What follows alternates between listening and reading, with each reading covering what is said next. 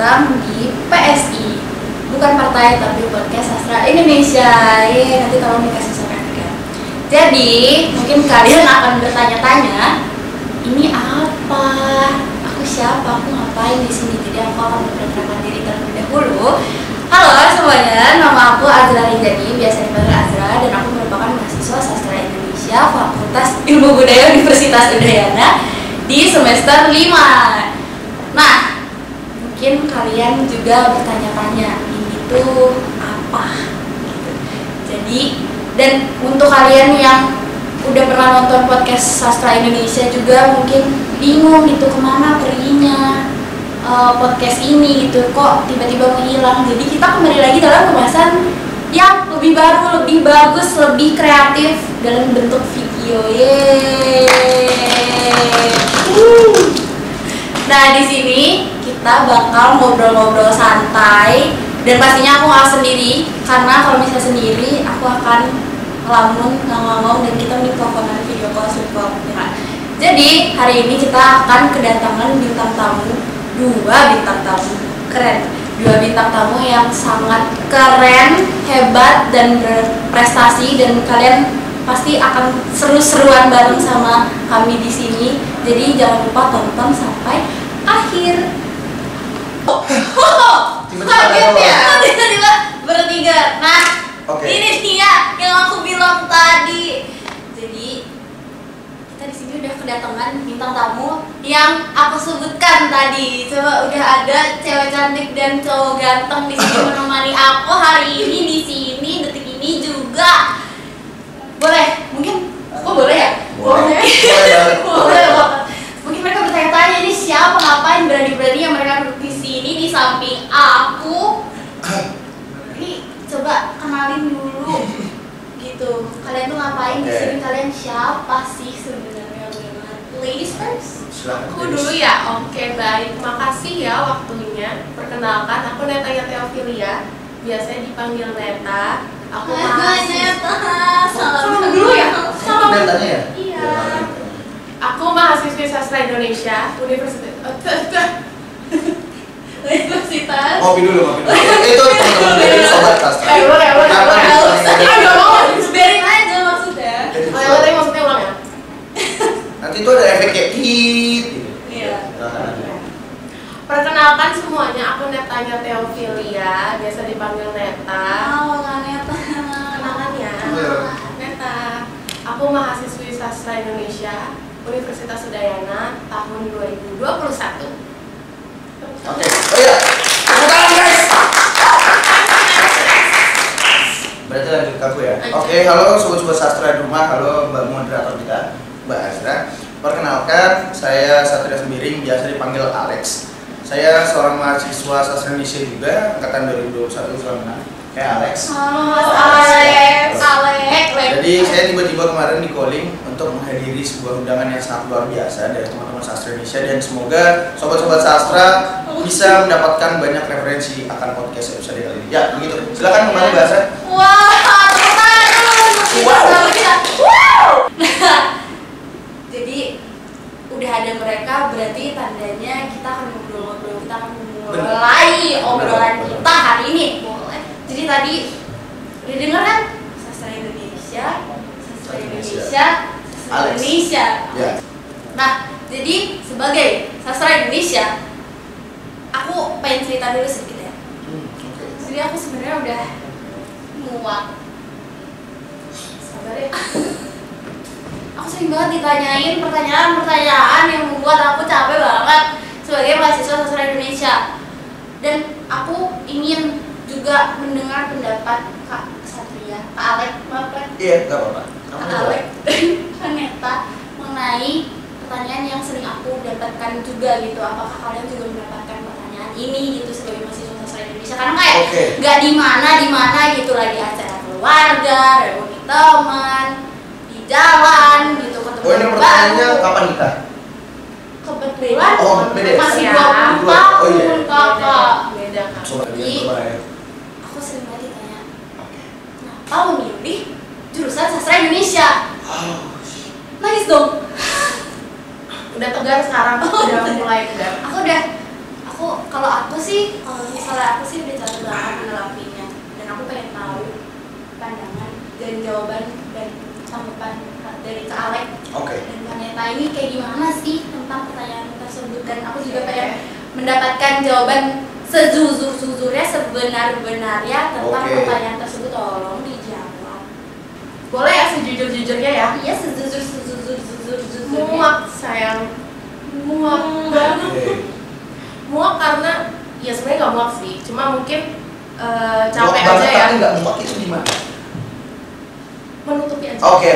Kita sebenarnya kayak apalagi di keluarga ya, mungkin banyak banget remehan atau kayak apalagi awal-awal kemarin saat penerimaan itu kayak tahu nih kita masuk sastra Indonesia, terus pasti mereka keluarga nanya, ini dari pengalaman pribadi, keluarga nanya kayak kayak keluarga nanya, emang sastra Indonesia itu belajar apa, mau jadi apa nanti setelah lulus dan lain-lain gitu.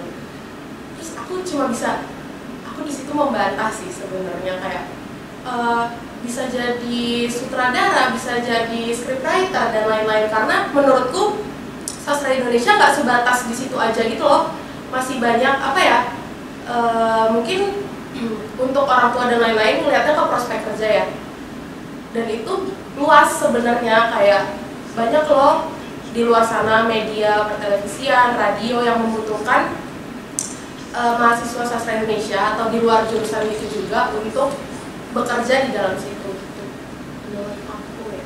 Dan jawaban kalian tuh apa, kayak kenapa memilih sastra Indonesia ini? Aku bilang kayak waktu itu sih awalnya mungkin karena orang-orang juga kurang paham ya tentang sastra Indonesia ini apa sih sebenarnya. Jadi aku menjelaskan kalau sastra Indonesia itu sendiri belajar tentang karya sastra, jadi fokus ke karya sastra dan bagaimana ejaan yang baik dan benar dan lain-lain gitu. Terus kayak aku juga mungkin dibandingkan ya, dan ditanya kayak, berarti kalau sastra Indonesia ini bisa jadi guru ya, nanti gedenya prospek kerjanya jadi guru ya dan lain-lain gitu. Nah, sini mungkin aku mau menginformasikan sedikit bahwa sebenarnya sastra Indonesia itu beda jurusannya dengan pendidikan bahasa Indonesia. Jadi sebenarnya kita bisa jadi guru, cuma mungkin kalau di sastra Indonesia sendiri itu menurut pengetahuan aku ya lebih luas. Jadi kita bisa berkecimpung di media, di televisi, bisa di radio dan lain-lain gitu. Jadi nggak sebatas di lingkup pendidikan aja gitu. Itu kalau dari aku. Luar biasa. Perkenalkan dulu, dari Neta. Kalau dari Kesatria, kenapa memilih sastra Indonesia? Jadi sebelumnya mereka teman-teman ya, sebelum Alek atau saya sendiri menjawab pertanyaan ini adalah hal yang sangat mencengkam, menyeramkan. Tolong siapkan tisu teman-teman semua, sobat-sobat sastra juga siapin tisu untuk mendengar curahan hati saya. Jadi ini sambil cerita dikit nggak apa-apa ya? Aku cerita dikit teman-teman biar kita sama-sama paham juga. Jadi dulu tuh sebenarnya aku bukan seorang anak SMA yang pengen lanjut kuliah. Sejak dari kelas 1 SMA sampai dan aku mau lulus, aku berpegang teguh bahwa aku harus masuk Akmil kalau nggak Akpol. Karena emang di basicku tuh di ketentaraan atau kepolisian lah, maksudnya pengennya kayak gitu.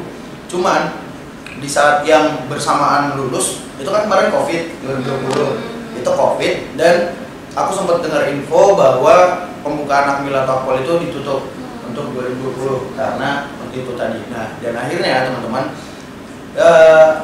ibuku tuh pengen aku anak paling kecil, jangan sampai ya sama. Itu deh. Kamu nggak bontot ya? Semangat kan jadi nggak sedih lagi, tapi kan udah buat isu. Sorry. Kritik, oke. Jadi sebenarnya di saat itu ibuku bilang bahwa ada lebih baiknya kuliah aja, nggak usah dilanjutin untuk Akmil atau Akpolnya, karena emang ya mungkin seorang ibu nggak mau inilah ya jauh dari anaknya. Dan sekarang jauh sebenarnya, tapi nggak sejauh itulah maksudnya ya. Dan pada akhirnya teman-teman aku memutuskan untuk SNM. Jujur sastra Indonesia bukan pilihan pertama. Jujur, ini baru jawaban jujur. Sejujurnya. Jadi pilihan pertama aku itu adalah aku ngambil manajemen. Oh wow. Dan juga hukum. Kenapa tuh? Ya nggak kenapa aja, karena emang pengen aja gitu. Okay. Nah, cuman ketika saya tidak berhasil akan hal itu, saya sempat kepikiran untuk nganggur. Saya mikir kayak, aduh ini kayak mending berhenti dulu dan nunggu pembukaan akmil atau akpol tadi buka lagi. Nah, tapi ternyata teman-teman, sebelum saya mendaftarkan yang kedua tadi, prodi dan fakultas yang saya ambil, saya sempat ngobrol dengan abang saya yang udah kuliah duluan, dan ternyata dia emang udah ngasih referensi bahwa kan mungkin pada saat itu yang kita pikirkan untuk kuliah adalah prospek kerja juga ya dari orang tua, karena emang masih dapat iming-imingan lah kerja apa gitu. Sedikit pressure. Ya betul. Dan akhirnya abang saya tadi bilang bahwa dia udah ngerasain duluan gimana dunia perkuliahan, dan nggak semua mata kuliah ataupun semua prodi itu bisa menjamin pekerjaan atau prospek kerja. Dan yang saya dapat adalah setelah panjang bercerita teman-teman, akhirnya saya sadar yang perlu dibangun di perkuliahan itu adalah relasi. Dia berani bilang itu karena emang dia udah ngerasain. Yang penting adalah bagaimana kita bisa bergabung dengan sosial di sana, bagaimana kita bisa pintar-pintar nyari relasi, nyari teman, dan mungkin bisa dapat mentor untuk nantinya setelah kuliah bisa melihat prospek kerja. Dan akhirnya saya memutuskan untuk ke Bali karena emang dari awal tuh ya, let's say orang kuliah pasti ada capeknya. Nah itu pemikiran saya di awal. Saya mikirnya kalau saya capek gampang ke pantai, ya kan? Iya kan? Gampang banget. Ya semua orang yang kuliah di Bali gitu ya. Itu dah. Para perantau ini ya. Supaya kita bisa ke pantai, gampang naik motor. Kenapa jauh-jauh ke Bali? Nah, pantai, liburan gratis. Pantai. Jadi pada saat itu saya milih ke Bali dan saya sempat pikir untuk hanya kuliah 1 tahun. Biar gampang kan, biar gampang lah. Maksudnya kayak tinggal set bisa keluar pindah. Dan kebetulan di saat yang sama ketika saya udah mau mencoba mendaftar perkuliahan, saya ada dapat info karena di sini ada cutting saya sebenarnya, angkatan 20, namanya Kak Ayu angkatan 20, dan dia sastra Indonesia. Halo Kak Ayu, terima kasih ya. Sebenarnya Kak Ayu adalah salah satu referensi yang aku dapatkan ketika aku tamat SMA. Jadi aku pengen mungkin aku ke Sastra Indonesia Udayana supaya aku bisa kuliah untuk tahun ini. Awalnya seperti itulah pemikiranku. Dan setelah menjalani, ya jujur 1 semester awal sama kayak yang bilang orang-orang, mau jadi apa sih Sastra Indonesia? Dan aku sempat mager juga teman-teman, sempat kayak udahlah kuliah kayak biasa aja, nggak usah ngapa-ngapain, ntar juga mau pindah. Nah awalnya kayak gitu kan, maksudnya 1 tahun tadi aku mau keluar dari Udayana. Terus di semester kedua tuh aku udah mulai ngerasain kayak nggak buruk-buruk banget. Dengan aku ngerasa bahwa di sini tuh aku bisa jadi diri sendiri. Mungkin ini efek samping ya, karena aku jauh dari rumah. Jadinya kan ya aku belajar dong, kayak maksudnya pengen ngerasain ini, pengen nyoba ini. Jadi banyak hal yang baru yang benar-benar di luar ranah manuverku gitu loh. Aku nggak bisa kontrol itu, tapi aku mendapatkan itu. Nah hal-hal itu menurutku adalah hal-hal yang nggak akan aku dapatkan kalau misalnya aku nggak ngambil di sini kemarin. Kalau aku nggak sini tuh nggak mungkin aku dapetin gitu loh. Nah jadi mulai dari semester 2 tuh aku udah mulai berusaha untuk menjalani dan mencintai apa yang udah aku mulai, yaitu masuk Sastra Indonesia.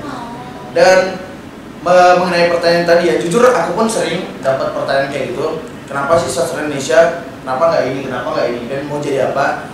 Nah hampir sama juga kayak jawabannya teman-teman. Ternyata aku menganggap bahwa Sastra Indonesia itu bukan hanya untuk kerja. Sastra Indonesia itu adalah kata lainnya gini, itu adalah hobi yang ditutup dengan kuliah. Nah itu teman-teman sebenarnya.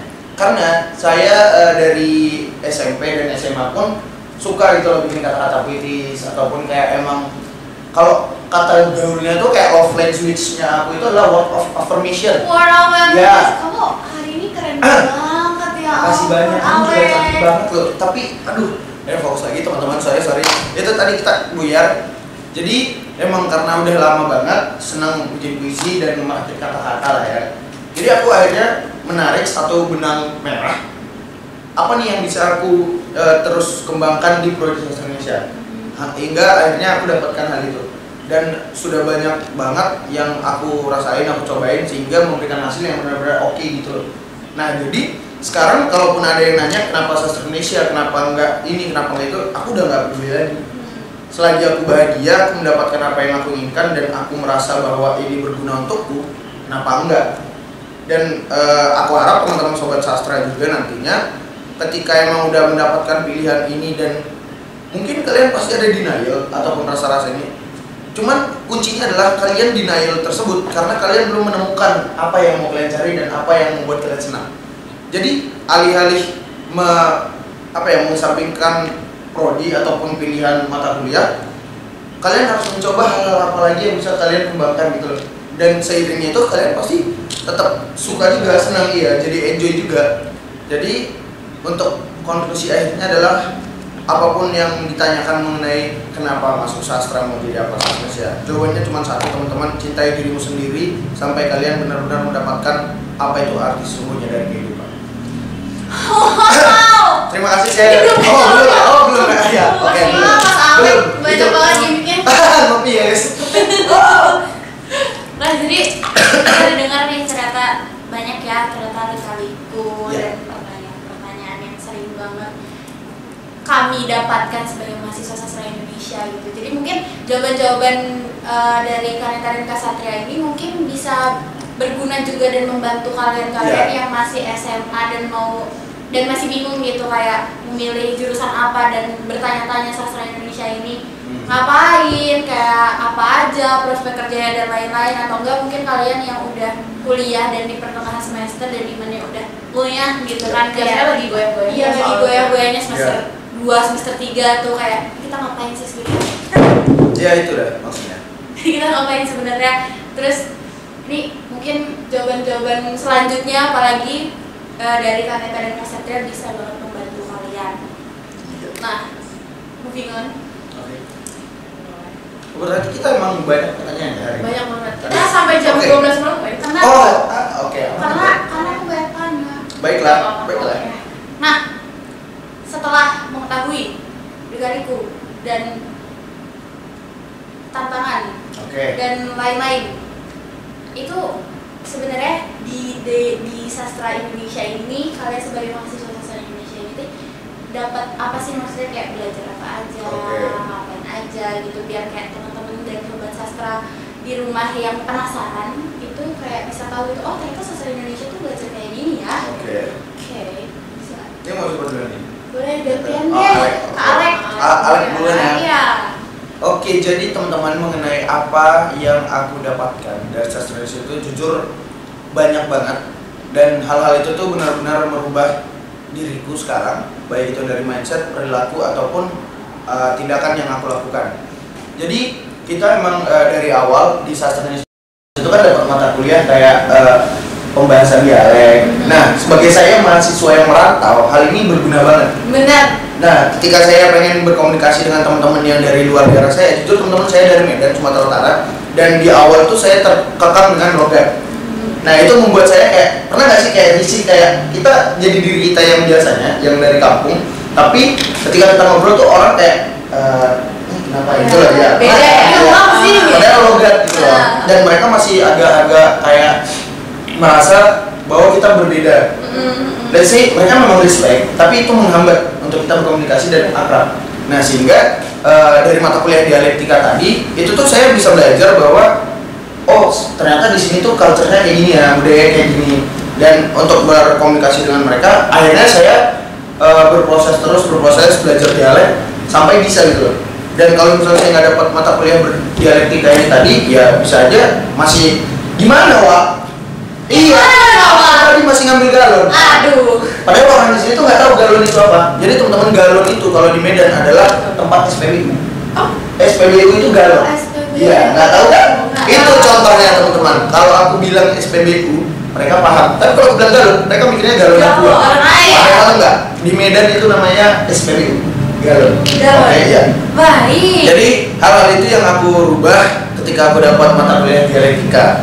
Dan seterusnya yang mata kuliah Ini mungkin aku sebutin yang emang berdampak sedikit banget ya, padahal semuanya itu emang benar-benar ngasih lah referensi, cuman keterbatasan waktu juga. Jadi kita kan dapat juga tuh mata kuliah atau penulisan esai. Nah, jujur teman-teman di perkuliahan tuh itu sangat membantu banget.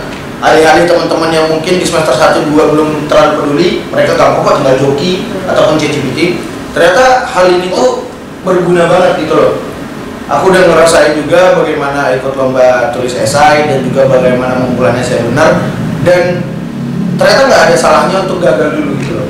Daripada alih-alih langsung joki biar udah selesai, kita nggak dapet apa-apa sebenarnya. Sama aja kayak ujian nyontek pas SMA ya mungkin ya. Ini kita kolbik lagi. Kalau ujian kita nyontek, mungkin kita bisa nilai 100. Tapi setelah ujian itu selesai, kita nggak dapet apa-apa. Jadi itulah yang aku rasakan di perkuliahan sastra Indonesia sekarang, dan jujur itu mengenai kehidupan yang emang secara akademisi banget ya. Tapi di luar itu teman-teman, hal yang benar-benar banyak banget aku dapatkan adalah soft skill tentunya. Soft skill dimana di sini tuh aku belajar bagaimana menjadi pendengar yang baik, bagaimana jadi public speaking yang baik, dan juga bagaimana caranya untuk bisa menghargai orang lain.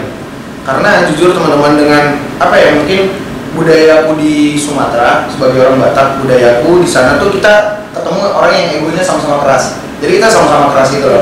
Iya. Ketika aku udah dapet di sini di sastra Indonesia, aku ketemu teman-teman dari Pulau Jawa, dari Pulau Timur, dan teman-teman lainnya tuh, aku berusaha gitu loh menyesuaikan diri dengan mereka. Aku harus mendengarkan mereka dan aku harus belajar dari mereka. Sehingga hal itu bisa menyokong aku untuk tetap berproses di perkuliahan ini, yang awalnya padahal aku tadi nggak pengen banget kuliah dan udah nanti tahun depan bisa pindah ya. Cuman akhirnya setelah banyak berproses sastra Indonesia ini, aku merasa ternyata kuliah nggak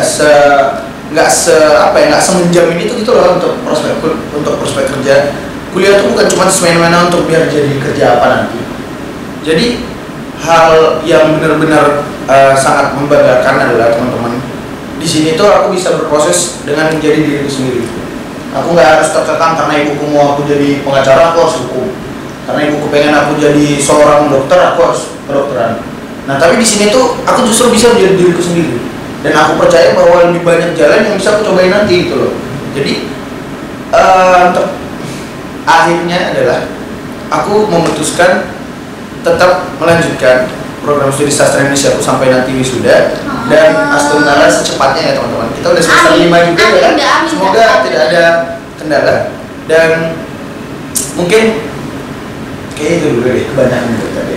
Silakan dari ladies juga sekarang. Oke, baik. Kalau pertanyaan tadi apa yang didapat? Iya, kayak belajar apa aja, ngapain aja gitu loh sastra Indonesia nih. Kalau dari aku sendiri, berangkat dari kayak yang Satria tadi bilang ya, mungkin kenapa aku pilih sastra Indonesia juga karena hobiku dari dulu itu baca novel, suka baca puisi dan lain-lain, mungkin dari situ. Lalu akhirnya yang bikin aku tertarik kayak, oh kayaknya ini berhubungan ya sama hobiku, makanya aku masuk ke, makanya aku memilih sastra Indonesia gitu. Terus kenapa apa aja yang dipelajarin? Nah, karena aku suka puisi, suka novel gitu, jadi kayak di sastra Indonesia ini kan kita apa ya namanya menelaah karya, menelaah novel, puisi. Jadi nggak sekedar untuk dibaca aja, tapi kita benar-benar jadi tahu gitu loh apa nilainya, apa pesan dan apa sih yang dimaksud nih dari penulis ini gitu, dari beberapa aspek gitu kan. Itu jadi bikin aku kayak ngerti gitu loh beberapa perspektif, nggak dari sudut pandang pembaca aja tapi juga dari penulis gitu. Terus juga mungkin kalau banyak juga nih pertanyaan pasti dari orang-orang, kayak beberapa temanku di luar sastra Indonesia pasti nanya kayak, kok milih sastra Indonesia sih gitu kan, kenapa kan padahal kita dari dulu udah belajar sastra bahasa Indonesia gitu kan. Ya itu juga sering kan pertanyaan itu, kenapa milih bahasa Indonesia lagi, kita loh orang Indonesia, ngapain belajar lagi? Nah, padahal itu menurutku adalah apa ya, kayak banyak loh ternyata setelah akhirnya aku masuk ke sastra Indonesia ini, banyak banget ternyata hal-hal yang perlu dipelajari lagi, karena kayak bahasa Indonesia tuh nggak segampang itu. Bener. Itu bahasa Indonesia sangat rumit, itu susah banget, kayak dengan ejaannya aja tuh benar-benar harus diperhatikan. Dari penulisan di aja tuh itu perlu diperhatikan, apalagi tanda baca. Itu sih yang bikin aku kayak, oh ternyata benar-benar belajar banyak banget ya di sini. Itu secara singkat dan di luarnya aja ya, itu kayak gitu. Jadi kayak benar-benar tanda baca aja tuh aku merasa terbantu banget gitu loh di sini. Kayak koma, benar-benar penulisan lalu langsung koma, jadi nggak pakai spasi gitu. Itu tuh iya, itu tuh membantu banget gitu sih kalau dari aku. Secara singkatnya ya, itu membantu banget. Kurang lebih juga kita belajar nggak jauh dari literasi ya. Literasi. Itu sih, itu juga penting banget literasi. Dan semua yang kita lakukan itu termasuk literasi yang ini Satria dan Kaneta tadi dapatkan itu literasi. Bukannya nggak tahu literasi, cuma baca doang. Literasi itu nggak baca doang, teman-teman. Jelasin Kaneta kayak mungkin kalau orang-orang mikir ya literasi itu secara garis besar, oh ya udah literasi adalah membaca sebuah karya, membaca informasi, itu literasi. Enggak. Kalian mendengarkan podcast ini aja tuh kalian literasi. Kalian nongkrong sama teman-teman kalian itu literasi, mendapat pengetahuan baru. Terus gosip itu gosip literasi yang ada di pinggir jurang. Itu evaluasi. Iya. Jelas Bukati. Jadi kayak literasi tuh banyak itu loh, nggak harus dari membaca. Kalian kayak menyerah ilmu pengetahuan itu juga literasi. Tuh. Wow, bener kan? Itu sangat. Itu adalah sebuah fakta. Wow. Oke, itu mungkin berguna banget ya.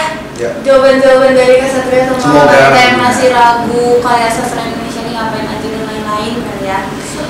Nah, setelah kita dengar tadi kayak menyinggung-nyinggung puisi, kayak menyenggol-nyenggol puisi gitu, apakah anak sastra Indonesia ini semuanya puitis? Oh, tidak.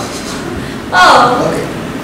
Jadi karena pandangan orang tuh kayak anak sastra Indonesia ya berarti kerjaannya ngulik puisi, baca puisi, bikin puisi, kayak pasti kata-kata kamu kan puitis banget kayak gitu. Itu apakah benar? Siapa nih yang jawab dulu nih? Oke. Apakah sebenarnya sama? Mungkin aku yang jawab dulu ya.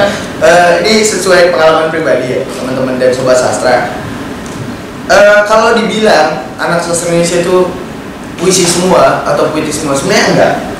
Karena masih ada teman saya yang bisa bikin puisi tapi ngetik di WA tuh masih GX, MW, KM. Padahal itu bukanlah tulisan yang baik dan benar. GX, KM gerak itu biasanya ada teman saya kayak gitu. Nah, cuman itu tadi sebenarnya gimmick. Untuk menanggapi topik tersebut adalah saya merasa puisi itu adalah keresahan. Oke, satu. Dan di luar saya membuat puisi, keresahan saya itu saya alihkan dengan gini loh, kayak apa ya? Tadi aku mau nyampein gini teman-teman. Pernah nggak kalian ngelihat orang tuh beda cuma dari cara dia ngomong, cara dia ngetik, dan dari cara dia tuh bersikap. Nah, itu tuh alih-alih dia puisi. Itu sebenarnya puisi juga. Puisi yang dilakukan secara tindakan. Menurutku kayak gitu, jujur. Karena sebelum aku masuk sastra Indonesia dan sesudah sekarang, hal yang paling ketara di kehidupanku sehari adalah typingku gitu. Ini jujur, ini serius. Typing WhatsAppku berbeda. Berarti sama kayak yang tadi aku bilang ya? Iya, literasi. Iya kan? Iya. Jadi aku merasa bahwa kayak aku nggak terlalu bisa bikin puisi, tapi aku senang. Aku senang bikin puisi. Nah, dengan aku nggak terlalu bisa bikin puisi tadi, aku ngobrol sama orang, ngetik di WhatsApp tuh orang-orang ngeh gitu loh. Kok ini anak sastra banget ya? Cara ngechatnya sastra banget. Kok bisa gitu? Aku pernah lagi kayak itu ngechat cewek. Emang ada ngechat satu orang cewek, perkenalan, set.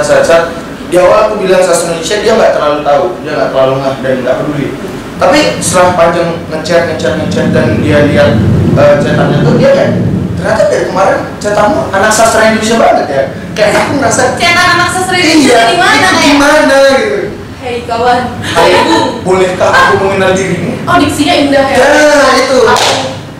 Ternyata Berkenalan. alih-alih puitis teman-teman, anak sastra itu bukan harus puitis banget, tapi udah paham dengan diksi dan rima.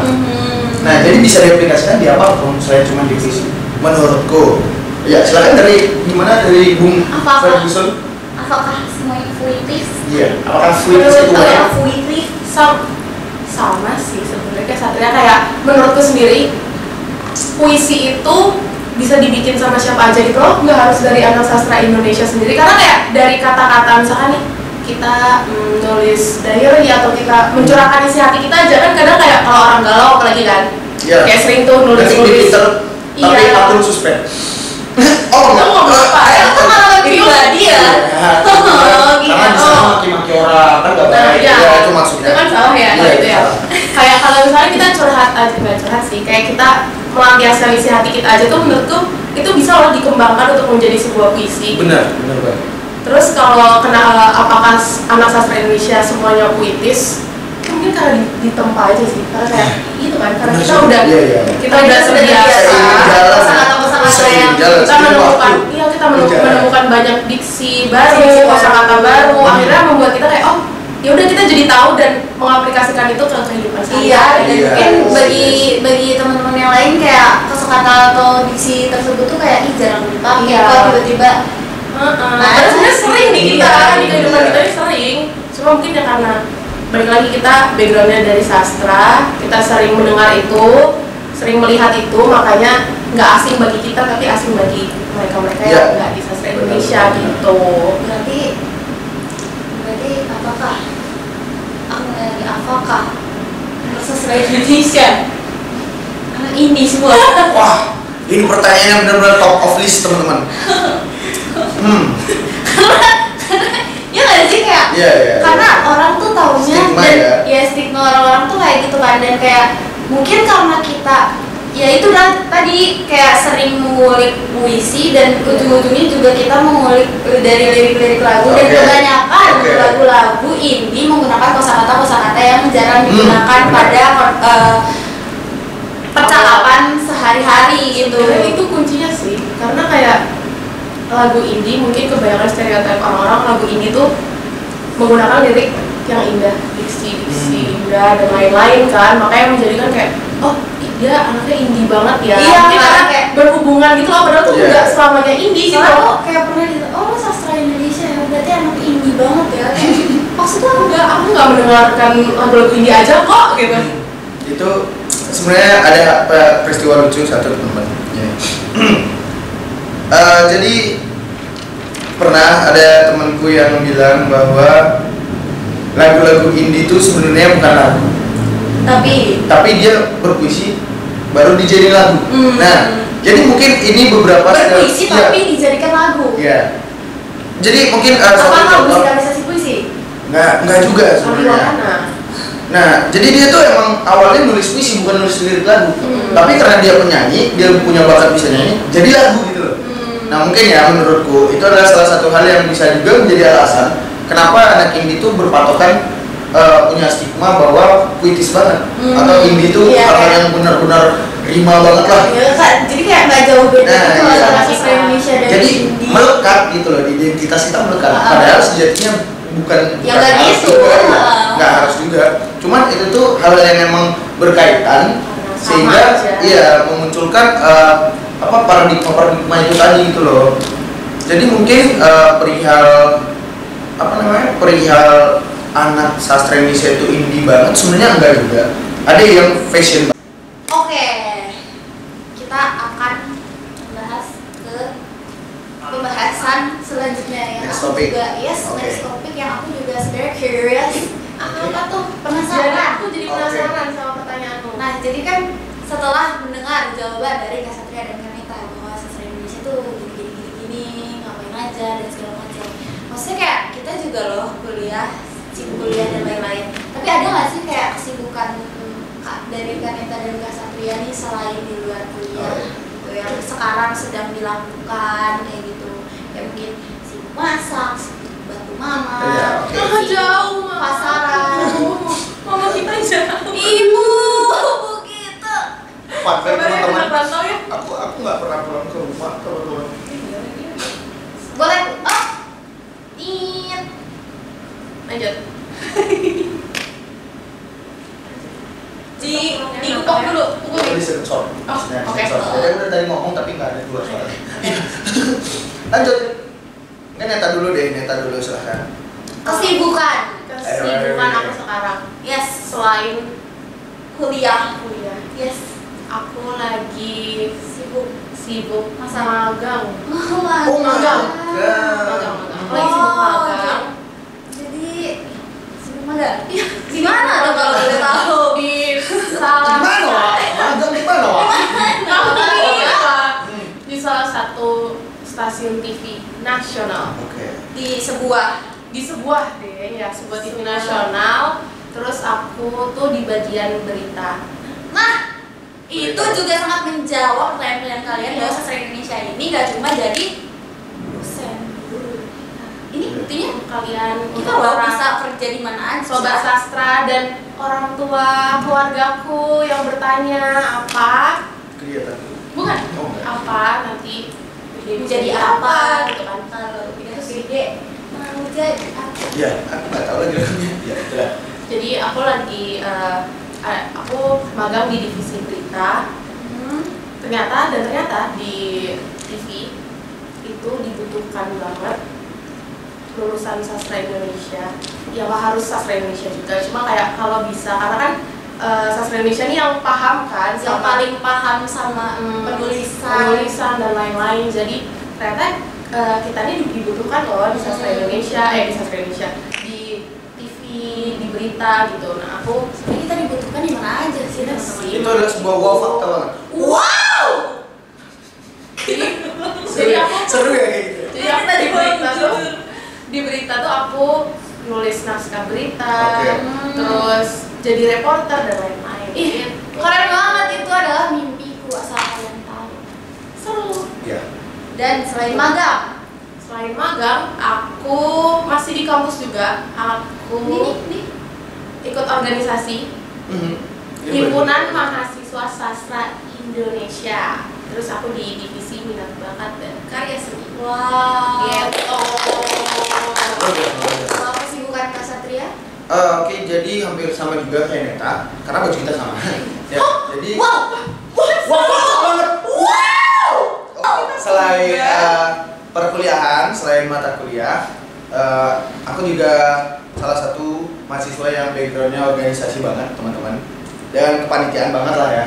Karena di fakultas ataupun di perkuliahan itu nggak bisa kita acuhkan ada kepanitiaan, dan itu penting, sekarang selain di Masido, aku juga lagi magang, tapi magang Bina Desa, itu konversi ya. Itu mungkin bukan kerja di perusahaan atau gimana, tapi aku konversi untuk membina sebuah desa. Bisa dibilang mungkin menjadi bidang sosial humaniora, bagian sosial budaya. Karena teman-teman sastra Indonesia itu bukan cuma untuk kerja perusahaan juga, tapi kita bisa mengambil ranah lebih ke arah kayak mungkin belajar mengenai sejarah kuno, monumen, dan juga sejarah mitos-mitos. Ya mungkin bisa lah jadi cenayang. Bercanda. Mau. Nah, jadi maksudnya sekarang tuh aku lagi magang Bina Desa. Itu sebuah program Merdeka Belajar, tapi itu adalah jalur PPK Ormawa. Nah, Ormawa yang dimaksud adalah aku sekarang sedang menjabat sebagai kepala departemen di Badan Eksekutif Mahasiswa Pemerintahan Mahasiswa Universitas Udayana, teman-teman. Dan oke, thank you ya. Jadi itu tadi maksudnya sekarang tuh aku lagi sibuk-sibuknya menjalankan proker. Kita ada proker Sahabat Kampus dan Sahabat kampus. iya, namanya Sahabat Kampus. Jadi selain itu juga kesibukan hari ini ya, selain di Masido adalah aku sekarang duti jegek bagus. Ya. Sebesar ya, Gus, ya ampun, Banyak kan sibuk banget kayaknya. sibuk banget. Jadi mungkin sobat-sobat sastra kan belum pada tahu ya jegek bagus itu apa. Karena nonton kita bukan cuma di Bali, Bro. Oh iya benar. Ini harusnya ada Ini seni dari Indonesia ya. dari Sabang sampai Merauke. Iya, bahkan internasional. Oh wow. Ladies and gentlemen, please listening Ya. our Indonesia. Jadi maksudnya jegek bagus itu adalah seperti putra-putri kampus. Putri-putri kampus. Abang None. Abang None. Iya, Abang None. Mojang Jajaka. Iya, Wak dan CS gitu. Kira-kira kayak gitu lah. Turuna-turuni. Iya. Banyak deh, pokoknya Mungkin. kayak gitu deh. yang paling orang tahu mungkin universal tuh kayak ini ya, Miss Indonesia. Nah, Iya. tapi kan itu untuk cewek doang. Iya. Tapi Bali. Jogja Bagus tuh kayak cowok cewek. Putra-putri terbaik kampusnya kampus, ya. Bali itu namanya Jogja Betul. Bagus. Nah. Dan ternyata tahun ini Satria dinobatkan sebagai bagus Fakultas Ilmu Budaya Universitas UNER. Iya. Terima kasih Gimana kepada dong, bangga FIB. coba. Terima kasih kepada FIB Keren kali kawan. karena mempercayai saya sebagai seorang bagus FIB. Dan kemarin kan baru melanjut ya untuk meneruskan perjuangan dari FIB ke Udayana Universitas. Jadi selain itu tuh banyak banget kesibukan duti-duti kayak menghadiri acara undangan rektorat ataupun menghadiri grand final di paguyuban bagus lain. Dan mungkin itu beberapa kesibukan yang sedang saya alami akhir-akhir. Saya bersyukur karena Indonesia Sibuk banget. Iya, Udah bukan sibuk sibuk banget. lagi. Sibuk banget. sibuk banget. Banget. Wow, Iya. itu keren banget. Jadi ternyata kita udah tahu ya kesibukan dari Kaneta dan Kasatria Betul. pada saat ini dan akhir-akhir ini gitu. Tapi nih selain dari kesibukan kalian ini, emang dan apalagi dari kesibukan yang kalian jalani sebagai mahasiswa sastra Indonesia dan kegiatan-kegiatan lainnya tuh apa sih yang kalian dapetin? Kayak Oke. apa yang kalian dapetin dan apa ya hal Yang apa diimplementasikan ya. dan Oke. iya apa yang hal apa yang untuk apa ya sebuah wadah apa apa sih Apa yang kita hasilkan? hal apa yang udah kalian lakukan Oke. untuk menyalurkan dari apa yang udah kalian dapatkan Oke. sebagai dari mahasiswa sastra Indonesia gitu. Iya ya. Siapa dulu yang menjawab? Boleh? Kita dulu. Aku. Kalau aku sih yang paling aku ingat dan memorable buat aku adalah aku tahun ini puji Tuhannya dipercaya menjadi ketua untuk sebuah proker namanya Satelit. Oh, Kalau dari kalian tangan dulu ya. Thank you, Syariki. Belum dijelasin dulu Kak. Kalau Satelit itu adalah singkatan dari Pusat Edukasi dan Literasi. Nah, balik lagi ke Literasi. Nah, jadi satelit ini tuh sudah terlaksana di bulan September kemarin. Betul. Itu adalah Pada saat tahun ini satelit tahun itu kita apa ya berharap gitu loh untuk bisa menciptakan paham literasi bagi anak-anak di generasi yang sekarang ini karena kalau dilihat tuh kayak literasi tuh masih minim banget gitu loh dilakukan apalagi kayak dengan berkembangnya teknologi sekarang Bener, gitu kan. Jadinya kayak literasi apalagi Orang belajar makin di males, buku gitu iya, itu jarang males banget kan. literasi. Jadi kayak kami tuh mau kayak ayo dong anak-anak ini supaya bisa tetap apa ya mengenal buku, masih tetap buku tuh masih berguna untuk terus dibaca gitu loh. Jadi nggak dari HP aja, nggak dari alat elektronik aja gitu. Nah, jadi kemarin itu kami melakukan satelit itu di sebuah panti asuhan di Panti Asuhan Dharma Jati 2. Kangen adik-adiknya. Di Dharma Jati 2 itu kami menyumbangkan beberapa lumayan banyak buku untuk dilakukan literasi untuk mereka bisa membaca. Jadi bukunya itu bervariasi mulai dari ilmu pengetahuan, ada dongeng juga, ada buku anak, komik juga ada, pokoknya banyak banget. Nah, itu tuh kami di sana selain menyumbangkan buku, kami juga apa ya membuat sedikit apa ya sosialisasi tentang dongeng. Jadi kami membawa dongeng untuk kami paparkan ke adik-adiknya.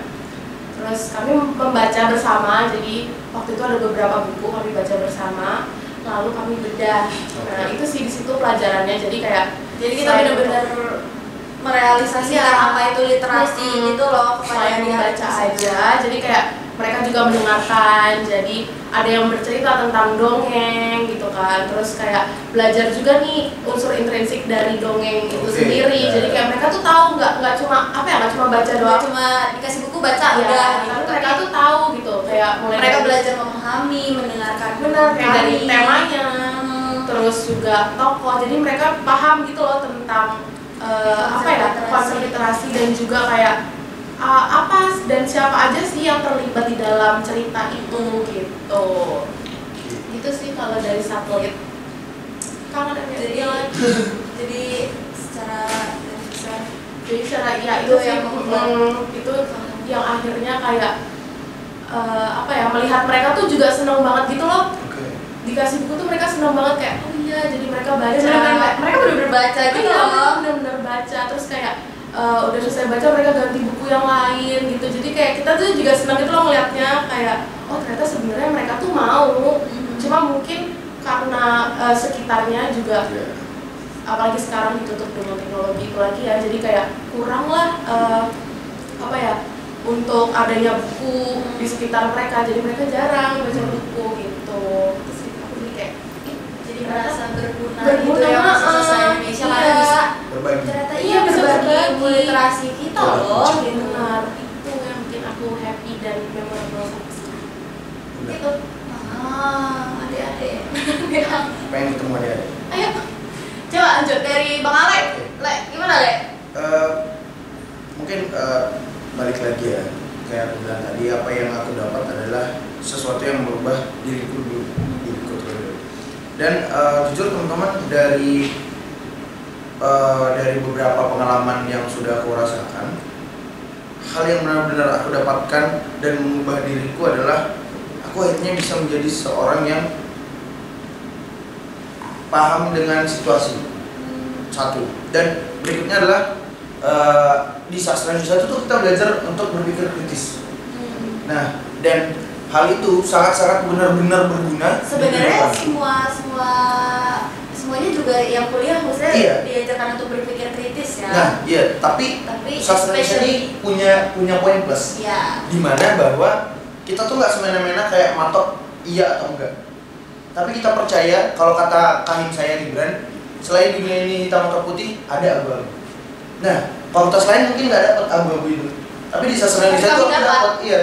Aku jadi ngerasa bahwa banyak sudut pandang, banyak hal-hal yang ternyata enggak kayak gitu, enggak SOP. Iya, itu hal-hal yang berguna banget untukku, dan akhirnya aku bisa mengimplementasikan itu di sebuah kompetisi ataupun di sebuah ranah organisasi. Jadi lebih bisa mempertimbangkan keputusan yang akan aku ambil. Karena apa? Karena kita belajar untuk memikirkan efek sampingnya dulu, jadi visioner. Dan itu justru berguna teman-teman, sama aku berguna banget. Aku jadinya bisa ibaratnya gimana ya, balik lagi mungkin itu literasi lagi ya. Akhirnya kita bisa menjadi seorang pribadi yang bervalue. Kita punya nilai plus, kita bisa membangun branding kita itu. Aku mendapatkan itu dari sastra Indonesia. Contoh, let's say ini bukan ada nyata apa-apa teman-teman, ini hanya misal lah ya, imajinasi. Kalau misalnya aku fokus ngambil di kedokteran, mungkin itu bagus untukku menjadi seorang anak kedokteran dan bagus untuk prospek kerja aku nanti. Tapi akhirnya aku tidak mendapatkan hal-hal yang aku dapatkan di sastra Indonesia. Aku akan berpaku dengan buku, aku akan berpaku dengan praktek, dengan apa yang diberikan oleh dosen. Kalau di luar itu ya mungkin aku bisa salah bedah. Itulah maksudnya ya, kalau menjadi dokter pembedah. Kalau di luar hal-hal ini, oh mungkin nggak gini hasilnya. Tapi ketika aku masuk sastra Indonesia, apa yang diinstruksikan dan apa yang dilakukan itu nggak harus berpatokan dengan pedoman. Kita bisa mendapatkan hal-hal baru, kreativitas baru, gimana kita mengolah ataupun membungkus sebuah metode, teori menjadi hasil yang banyak macamnya gitu. Itu yang aku dapatkan, sehingga akhirnya bisa membangun prestasi ataupun bisa mendapatkan pengalaman baru di kepanitiaan ataupun di perguruan kayak gitu. Ternyata Ini adalah wow fakta. wow. Jadi dengan perspektif beda, Iya. banyak ya. Banyak banget soft skill, apalagi leadership ya. Wah, kacau. Ternyata banyak banget loh yang bisa kita semua Ya. dapatkan setelah menjadi mahasiswa sastra Indonesia gitu. Benar. Gak cuma itu aja, asal kalian tahu nih ya. Ya. Jadi kita dulu tuh jadi guru juga ya. Iya, kayak kita bisa jadi apa aja. Bener. Jadi guru juga nggak apa-apa sebenarnya. Iya, nggak apa-apa, nggak apa-apa banget. Nggak apa-apa. Sumpah. Iya. Nggak apa-apa. Iya, oke. No offense. Nggak apa-apa. Cuma kayak mungkin Kita kan ingin balik lagi apa Memperluas gitu loh kayak stigma-stigma yang bilang memperluas gitu stigma loh. itu Iya. sih, karena kayak mungkin pemikiran orang tuh masih sebatas kayak itu aja gitu loh. Nah, setelah tadi banyaknya prestasi dan hal-hal positif yang kalian dapatkan meskipun kalian sudah diterpa hal-hal negatif dan pandangan-pandangan negatif dari orang lain, dari tantangan semua rintangan selama menjadi mahasiswa sastra Indonesia ini. Apa sih yang buat kalian tuh merasa ih aku bangga banget masuk sastra Indonesia? Kayak apa sih kayak wah boleh Alek dulu ya. Iya, Alek. Jadi teman-teman, sobat-sobat sastra di rumah, pada akhirnya apa yang membuat aku bangga banget dan senang banget ada di sastra Indonesia adalah karena aku mengenal banyak ragam orang, aku paham banyak ragam orang, dan akhirnya aku bisa menyesuaikan paham banyak ragam orang. Mungkin itu terdengar agak aneh, tapi itu yang aku rasakan. Maksudnya kayak mungkin di hidup ini kita emang harus ngerasain suka duka agar kita bisa paham apa aja yang kita belum pernah rasakan. Nah, hal itu tuh sama dengan sosialisasiku yang kurasakan di Imasindo.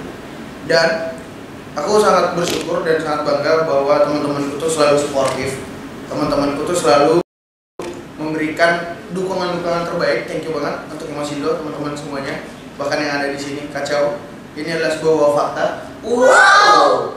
Jadi selain itu tuh aku sangat-sangat bangga bahwa di sini tuh aku bisa memberikan sebuah pendapat dan orang tuh nggak semena-mena nolak atau menerima, tapi mereka mau berdiskusi, berdialog. Mereka punya beberapa pandangan-pandangan baru yang membuatku jadinya nggak stuck di situ-situ aja. Contoh ketika kita mau bertanya ke orang akan hal yang kita bingungkan, kalau kita bilang iya dia langsung iya, kita nggak dapat apa-apa. Jadi nggak ada yang bisa kita ide baru yang bisa keluar ataupun pernyataan yang sebenarnya tuh kita nggak dapat gitu. Itu mungkin beberapa hal yang menurut aku membedakan dengan mata kuliah dengan prodi lain atau fakultas lain, dan aku bangga dengan hal itu. Mungkin kayak gitu dari.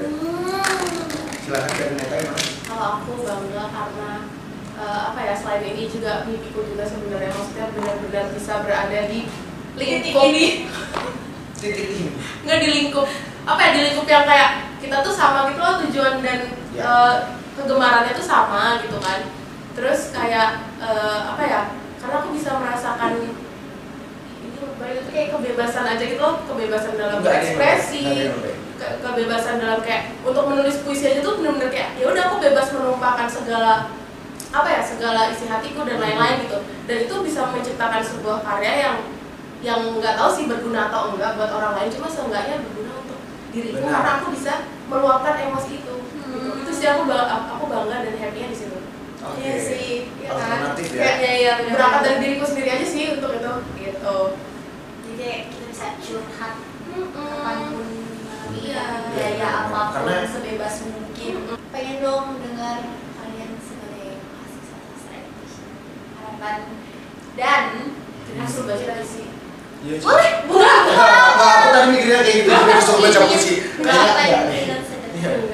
Nggak semua orang bisa baca puisi. Ya. Sorry ya. Jadi sebagai mahasiswa sastra Indonesia nih, kalian aku tolong dong diungkapkan harapan dan aspirasinya terhadap mahasiswa sastra Indonesia gitu. Karena ya agar berguna aja gitu. Oke, siapa nih duluan? Boleh sweet. Aku ya? Aku ya? Kalau dari aku sih harapannya semoga kayaknya karya seni dan karya sastra itu juga nggak pernah mati. Ya kan kayak jadi semoga peminat literasi, peminat karya sastra itu semakin banyak, semakin berkembang karena aku melihatnya kayak karya sastra tuh benar-benar bisa abadi dan dikenang sepanjang masa gitu loh. Jadi kayak ya aku berharap semoga peminatnya semakin banyak.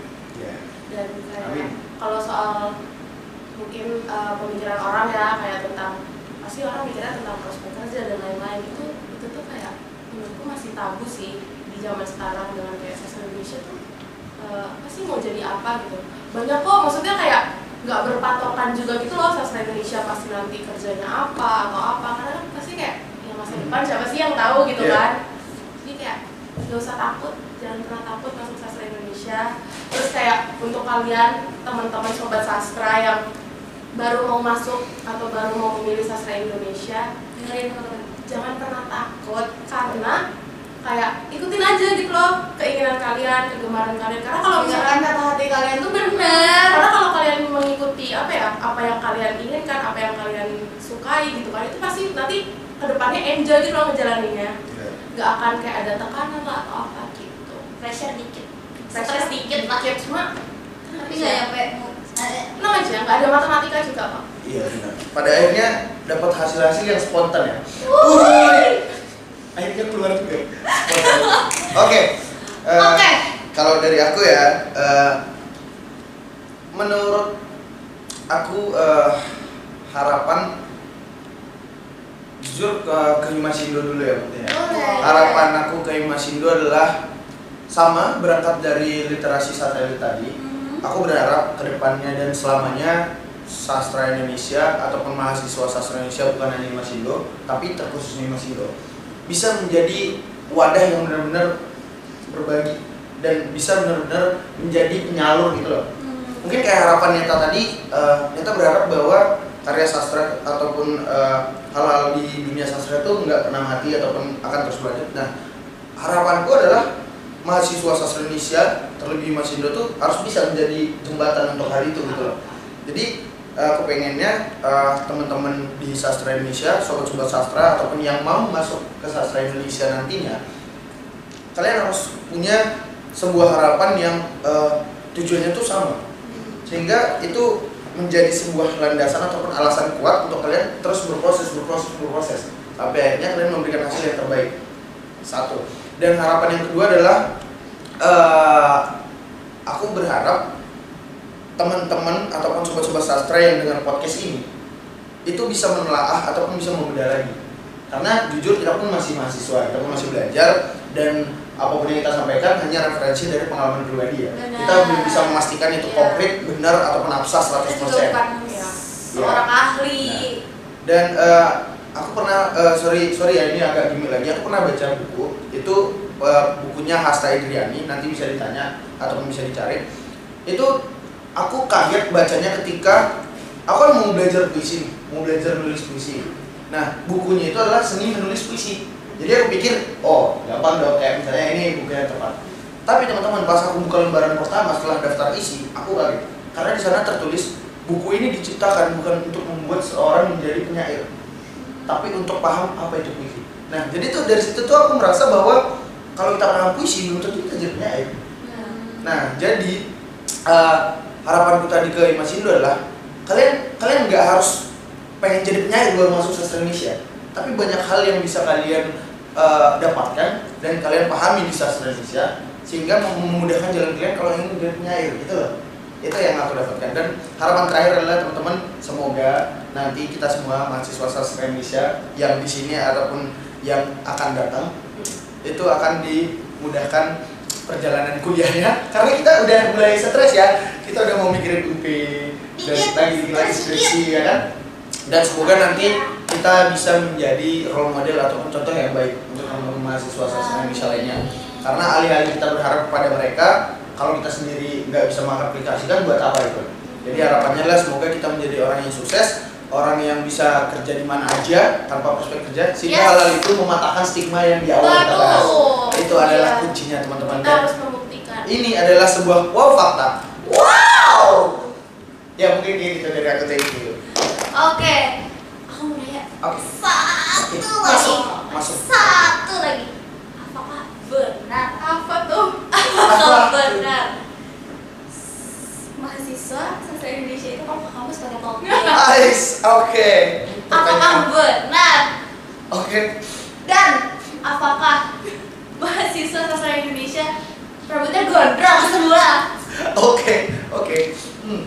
Mungkin aku jawab duluan ya. Ini Boleh. sebenarnya hal-hal yang melekat pada kami para lelaki. Aha. Entah kenapa teman-teman pakai tote bag ke kampus itu emang simpel, enak. Tapi memunculkan stigma kayak gitu tadi. Bahwa anak sastra semua pakai tote bag. Enggak juga. Teman saya ada yang pakai tas gunung. Dia ransel. Iya. Dia masih pakai Saya ransel. pakai ransel. Pakai tas gunung, tapi dia tetap gondrong. Iya. Tapi dia- ke kampus pakai sendal. Ya. Kadang celana pendek. Mas Gibran. Mana? Sorry mas, ini Ivan. tolong jangan disensor episode ini mas. sorry. Dan menurutku ya teman-teman jujur, ini sebenarnya pertanyaan lucu ya. Iya. Ini kita sebenarnya hanya Gak usah membedah. serius Tidak. aja. Kita sebenarnya kalau perihal gondrong atau enggak tuh menurutku nggak masalah ya. Tergantung kesemutan Iya, kesemutannya kepala males kalian. keramas ataupun gerah ya. Tapi kami para lelaki teman-teman punya satu prinsip hidup Oh, di mana apa tuh? semua orang pernah muda, tapi tidak semua orang pernah gondrong. Nah, jadi masa kuliah adalah masa yang paling tepat untuk gondrong. Tapi apakah Bang Ali pernah gondrong? Ais, Belum ya? belum. Belum. Kita nggak tahu Tapi spesial nanti. saya akan gondrong untuk episode tahun depan. Enggak Ya, oke. Episode tahun depan kalau saya tidak lagi sebagai moderator ataupun sebagai yang mungkin patung di sini, saya akan gondrong. Kita Ya. lihat ya. Boleh banget, kita tunggu. Kalau dari Kaneta, pendapat Kaneta, apakah benar? Tapi benar kan Kaneta ke kampus pakai tote bag? Benar, karena Ya. itu paling simpel sebenarnya. Oke, ya. Selain muat itu- banyak mungkin ya. Muat banyak. Sebenarnya itu ada. Iya lagi dia pakai topik terus ya. Iya. Baru lah. Emang iya? Iya tuh. Oh iya. Tapi kayak selain ransel, emang tote bag itu loh yang paling enak. Oke. Karena kan muat banyak, terus kayak dia udah praktis aja gitu langsung masuk. Jadi nggak semua. Jadi jawabannya benar. Tapi nggak semua anak Indonesia deh. Oke. Kayak semua anak kuliah, Hampir semua. mostly Ya. kebanyakan pakai tote bag gitu. Semua sih. Tapi kayak kenapa ya? Gak tahu. Kayak Karena itu video-video di tersimpel. TikTok gitu kan. Iya. Kayak banyak banget gitu kayak aku pengennya sama anak sastra terus kayak mereka muncul dengan baju kemeja, Tote tote bag. bag, habis itu celana bahan, sepatu gitu dengan kayak dengan gayanya Kayak mungkin sangat kalau artis mendayu-dayu Mungkin gimana? kalau sastra kayak mungkin karena simpel aja sih outfitnya. Iya, iya ya. Iya, Udah iya. gitu. Itu tadi aku ingin mencintaimu dengan sederhana. Oh. Jadi pakaian pun sederhana. Dan Gitu ya. mengekspresikan Iya, mungkin dirinya ya. dengan cara Kayak itu secara nggak sadar aja sih sebenarnya Iya ya. sih. Iya kan? Terus kalau Dan kayak bentuk- diisi lemarinya juga ya udah itu aja. Iya. Kebetulan ya. Satu circle. Iya. Banyak tadi banyak. Apalagi pinjem-pinjeman gitu kan. nggak kebanyakan baju sekarang baju panitia sih. Oh. Wup, wup, wup. Iya kan? Benar juga sih. Bener. PDH.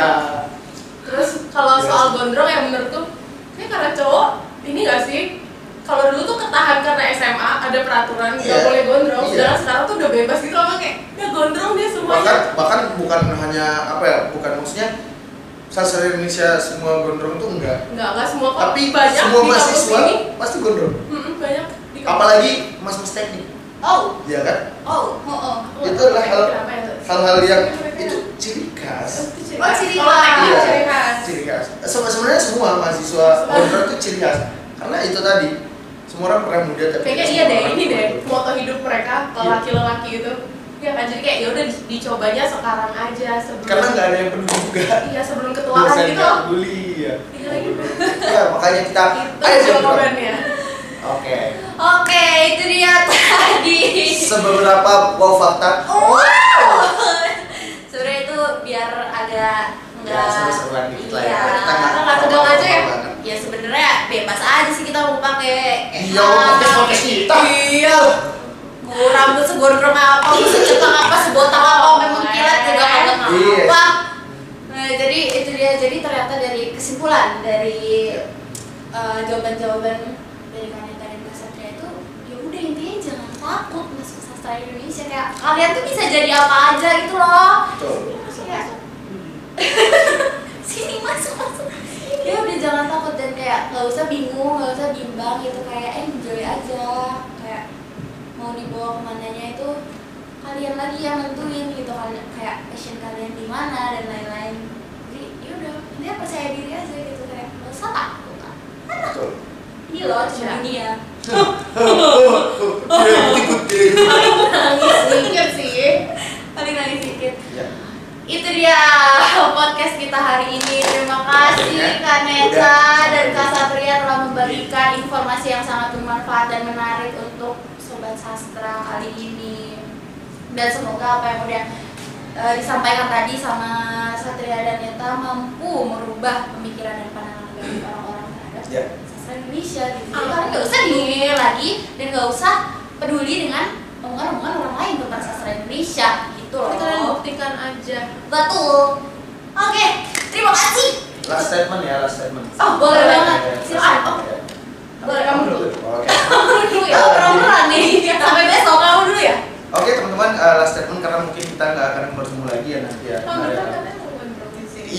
kan nggak ada yang tahu kan, you never know. Oke, jadi sedikit last statement dari aku adalah semoga dari podcast ini teman-teman bisa dapat referensi bahwa untuk menjadi seorang mahasiswa tuh literasi itu sangat penting, dan bukan hanya untuk menjadi mahasiswa, tapi kalau bisa berbagi untuk seluruh kalangan, kayak tadi kita ke anak-anak dan kita mengaplikasikan dan mungkin nanti sampai prospek kerja. Jadi semua hal itu emang berkaitan juga dengan literasi, dimana kita emang sangat membutuhkan literasi. Dan beberapa poin berikutnya yang bisa teman-teman ambil atau sobat sastra dapatkan adalah kita berani untuk mencoba, dan pasti kalian juga bisa.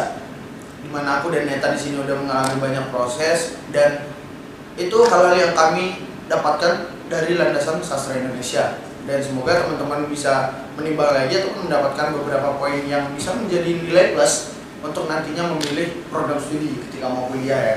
Jadi walaupun kita tadi dari sini kayak emang slay atau banyak gaya lah ya bilang ya, podcast kita banyak gaya, tapi jujurnya adalah kita pengen memberikan beberapa referensi untuk teman-teman yang nonton sobat sastra. Sedikit saran. Iya. Agar kalian juga paham gimana kehidupan kita di perkuliahan dan gimana hidup perkuliahan di sastra Indonesia.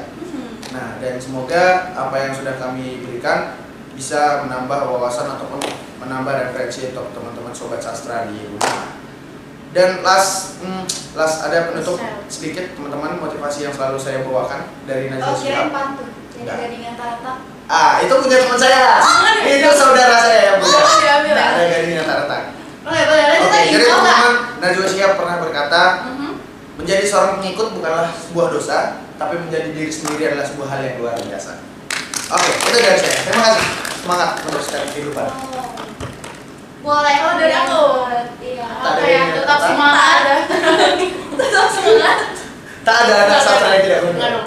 Oh enggak? Oh. Ada. Ada? Oh iya, belum gondrong. Kalau dari aku mungkin buat kalian-kalian yang sobat sastra yang mau masuk sastra Indonesia, aku ingin meyakinkan lagi, jangan takut, jangan ragu, karena kayak jangan peduli omongan orang juga. Mungkin ya omongan orang tua pasti harus didengarkan, cuma kayak masa depan itu kan punya kalian yang menjalankan.